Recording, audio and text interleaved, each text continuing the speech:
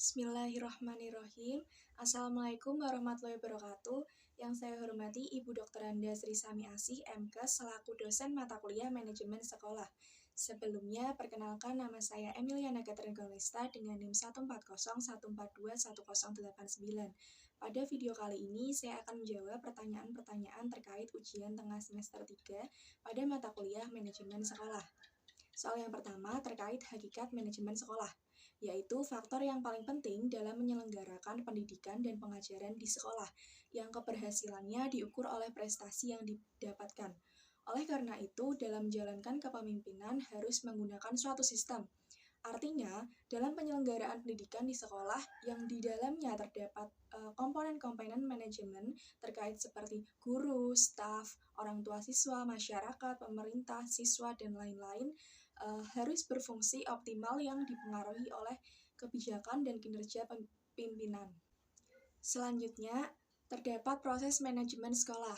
Yang pertama, A. Perencanaan atau planning. Perencanaan adalah proses penentuan tujuan atau sasaran yang hendak dicapai dan menetapkan jalan serta sumber untuk mencapai tujuan itu seefektif dan seefisien mungkin. Kegiatan yang dimaksud meliputi perumusan tujuan yang ingin dicapai, pemilihan program untuk mencapai tujuan tersebut, dan identifikasi dan pengarahan sumber yang jumlahnya selalu terbatas. B. Pengorganisasian atau organizing merupakan suatu proses untuk merancang struktur formal, mengelompokkan dan mengatur, serta membagi tugas atau pekerjaan di antara anggota-anggota organisasi agar tujuan organisasi tercapai dengan efisien.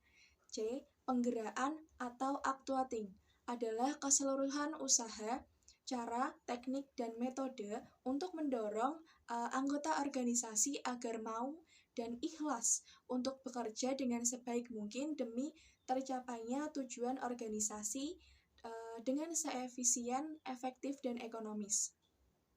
Intinya adalah usaha agar rencana terwujud untuk melalui motivasi supaya pekerjaan yang dilaksanakan dengan penuh tanggung jawab secara optimal. D. Pengawasan atau controlling adalah proses pengamatan dari seluruh kegiatan organisasi guna menjamin bahwa semua pekerjaan yang sedang dilakukan sesuai dengan rencana yang telah ditentukan. Proses pengawasan ini yaitu penentuan standar hasil kerja, pengukuran hasil atau prestasi pekerjaan, dan koreksi terhadap penyimpangan. Selanjutnya, sekolah sebagai sistem sosial. Sebagai sistem sosial, sekolah merupakan akumulasi komponen-komponen sosial yang saling berinteraksi dan memiliki kiprah yang bergantung antara satu dengan yang lainnya. Sekolah seperti sistem sosial lainnya dapat dipelajari berdasarkan kedudukan anggota dalam lingkungannya. Setiap orang di dalam sekolah memiliki persepsi dan ekspektasi sosial terhadap kedudukan atau status yang melekat pada diri warga sekolah. Sekolah merupakan institusi sosial yang tidak luput dari pengaruh-pengaruh kebudayaan-kebudayaan.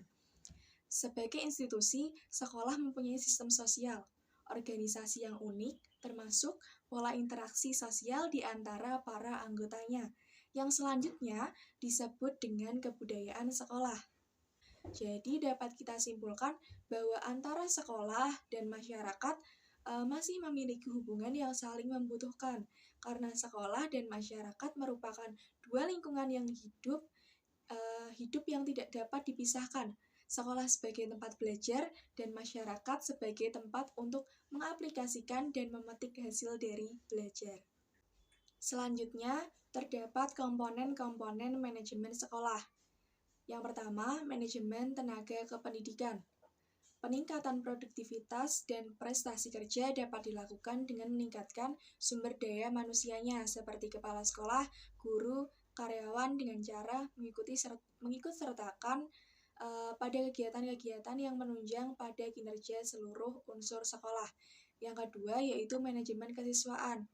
Adalah penataan dan pengaturan kegiatan yang berhubungan dengan peserta didik.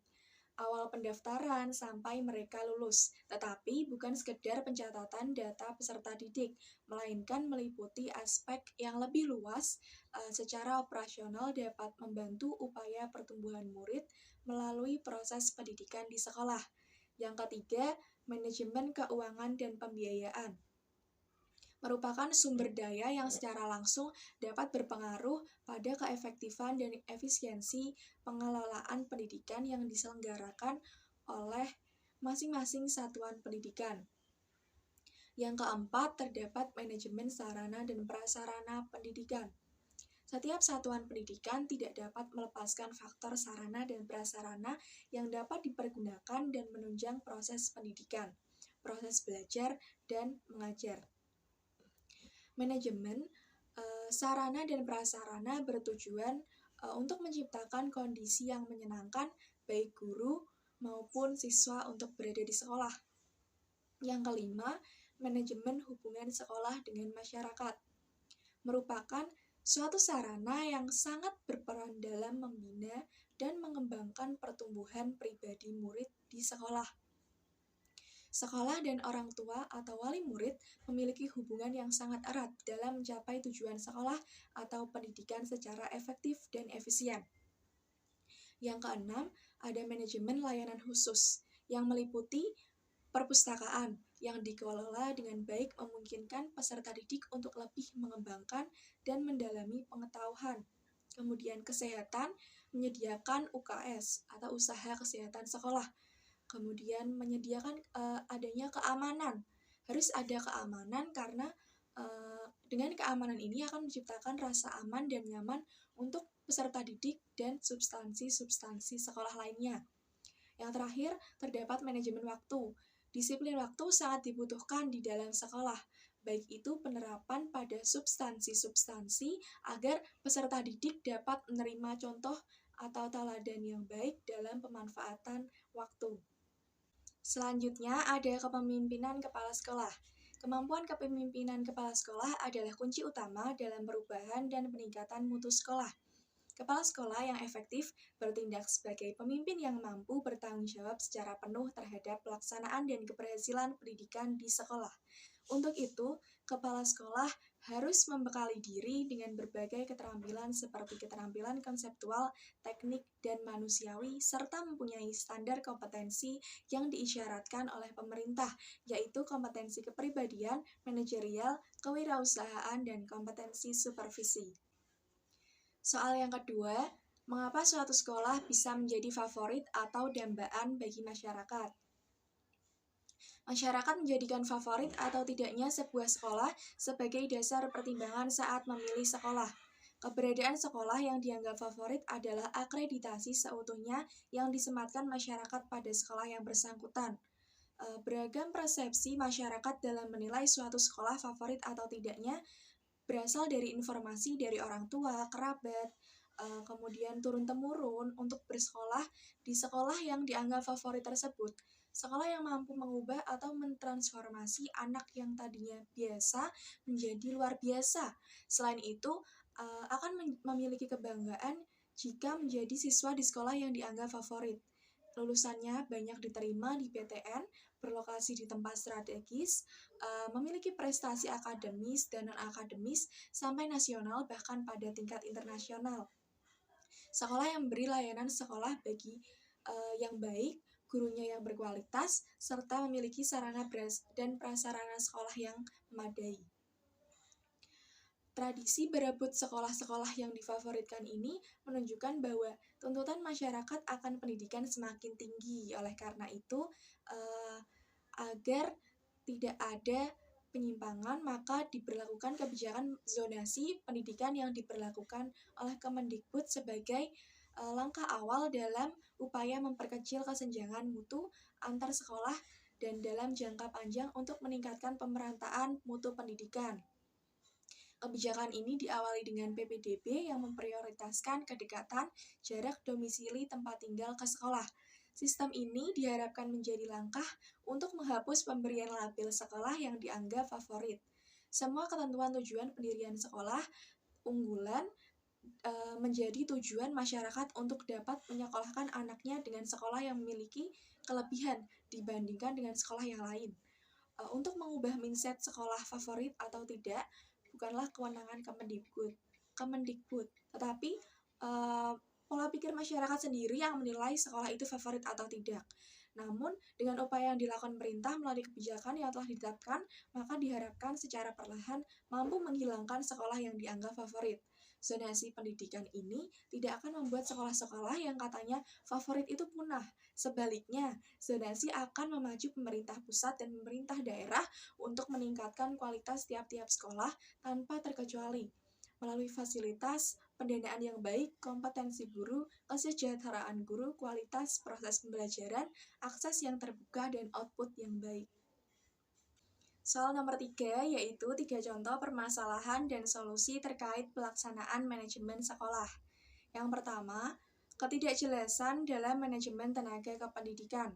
Solusinya perlu dibahas secara intensif tentang manajemen tenaga kependidikan melalui pertemuan-pertemuan lintas organisasi yaitu sekolah, dinas pendidikan, dan Pemda kabupaten, kota, provinsi, dan Depdiknas untuk mencari solusi kejelasan implementasi manajemen tenaga kependidikan. Yang kedua, permasalahan tugas dan peran guru dalam manajemen sekolah. Pada kenyataannya, masih banyak guru yang melalaikan tugas mengajar dan melakukan korupsi waktu atau tidak sesuai jadwal yang telah ditentukan awal pembelajaran. Solusinya, harus ada tindak tegas dari pihak sekolah, khususnya kepala sekolah atau pihak kedisiplinan sekolah untuk menegur. Selanjutnya, apabila guru tersebut masih melakukan pelanggaran, kepala sekolah berwenang untuk melaporkan guru tersebut ke Dinas Pendidikan untuk ditindaklanjuti. Yang ketiga, terkait manajemen kesiswaan, ada 2 masalah utama yang perlu mendapat perhatian dalam bidang kesiswaan, yaitu yang pertama, masalah kemajuan belajar dan evaluasi belajar, yang kedua, masalah bimbingan sekolah. Solusinya, sekolah mempunyai tanggung jawab yang besar terhadap usaha mengembangkan kemajuan belajar siswa-siswanya. Kemajuan belajar ini secara periodik harus dilaporkan terutama kepada orang tua siswa. Ini semua merupakan tanggung jawab pimpinan sekolah. Oleh karena itu, pimpinan harus tahu benar-benar kemajuan belajar siswa-siswa di sekolah.